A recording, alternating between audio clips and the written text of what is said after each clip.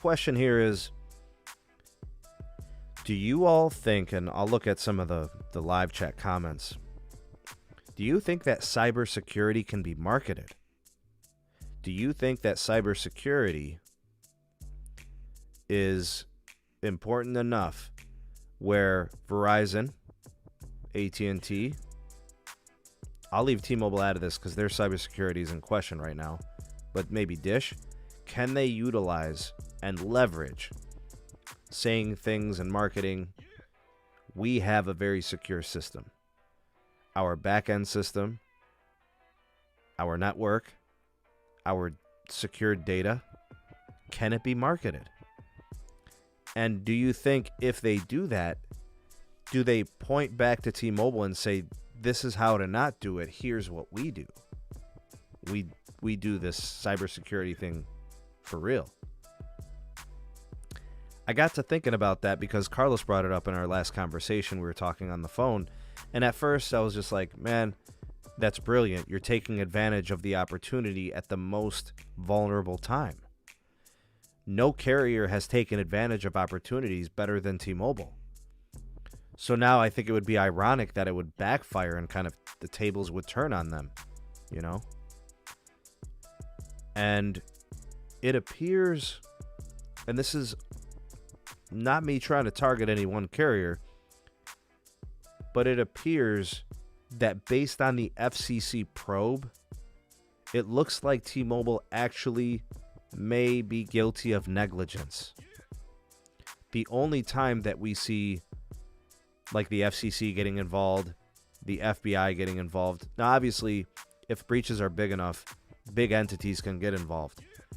But when the FCC does, it's because it's a telco company, right? It's a telecom industry monster. They're probably looking for the details as to how T-Mobile dropped the ball. That's what the FCC is probably doing. I feel like that's probably 99% likely. I don't know what they're going to find. I have no clue. I don't know how many vulnerabilities there were or what type of vulnerabilities. I don't know. But clearly there was something, and now the FCC is knocking at their door.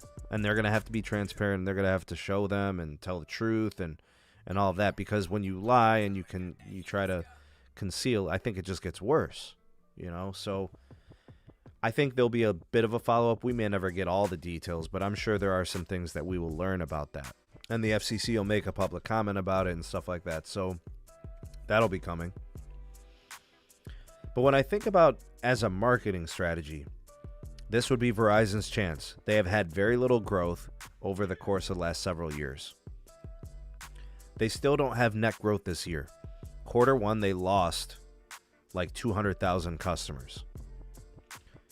Quarter two, they gained 180,000 customers.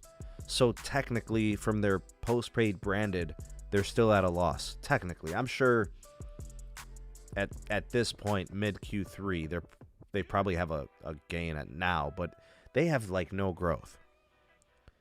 Could this be an opportunity to take market share to get people porting out from T-Mobile over to their network, getting them on different types of premium unlimited plans, giving them a deal on a trade-in? $650 for a phone, you know, whatever it is. I think that would be smart for them. I think there's probably been ongoing meetings all week with CEOs, CFOs, and, you know, the business managers and the business executives. How do we market this? The strategy, the approach. You know, how do we do the advertisement? What's going to be our slogan? What's going to be our theme? How do we build these commercials? Where do we air? How frequently? That's all probably going on right now. And I think the same can be said for even AT&T, unless they end up getting hacked, if they can confirm it. They have yet to confirm it. So I have a really, really hard time making the update videos. I know you guys want to know. And that's my goal whenever I make videos, even if they're speculative. My goal is to just make you aware of situations, to report. I'm not a journalist. Like I'm a school teacher, but I'm an enthusiast, and I know I'm interested, so there must be others that are too. So it's not me trying to build up, you know, the pressure. It's not me trying to put, you know, gas on the flames, but people have been asking me, so I've been reporting, giving it to you guys. Here's what I know. Here's what is confirmed. Here's what is speculation. These are the claims of the hackers. This is the verbiage from AT&T. As of right now, AT&T has yet to confirm any hack on their side. The hackers are claiming that they hacked AT&T the same way that they hacked T-Mobile. It's the same hackers, apparently, and AT&T is saying, look, we know who those hackers are. We're aware of what they've done in terms of hacking. We understand that they recently hacked T-Mobile. We understand that they are hacking others, but they have yet to hack our systems. That's the situation with AT&T. So as it pertains to AT&T, purely speculative. We're going off of hearsay, so it's really hard to call it. Just like I said in the first video, put it on the back burner as a possible outcome in the future. We'll wait to see if AT&T makes another statement, and if it contradicts their first one, we'll see. So if AT&T is off the hook and they don't have a hack, and Verizon doesn't get hacked and all these things, do they start to leverage marketing strategy into hacking? We are secure to the cyber attacks. We're paying very close attention to these protections. We care about your data. It's safe here. These sorts of things. But I do think that there is potential for cybersecurity as a marketing tool, as a strategy. I think it'd be smart to do so.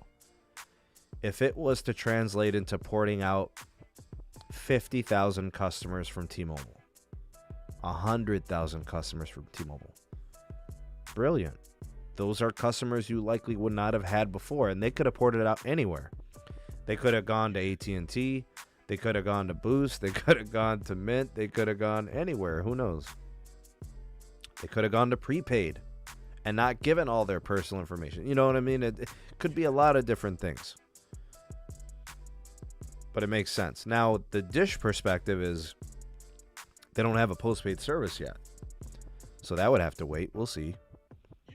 But if I was a mobile network operator, a virtual network operator, like a prepaid MVNO, I would do it too. We don't ask for your personal information. We don't want your social security number. We don't need your driver's license. We don't want your personal information. We want you to just enjoy our service and pay your bill. I swear, I would do, and this is basically how Los Mobile is. All they want to do is give you service, make you happy, and collect what is due. That is a good business transaction. And what's even crazier is there are people on postpaid that don't even finance phones and don't need to run their credit and shouldn't even have to put in their driver's license. Their history of payments is flawless. They're even on auto pay. I mean, what does a carrier have to lose if a payment goes missed 1 month or it's just late or something? Like, seriously. They've got way more risk giving people $1,000 phones.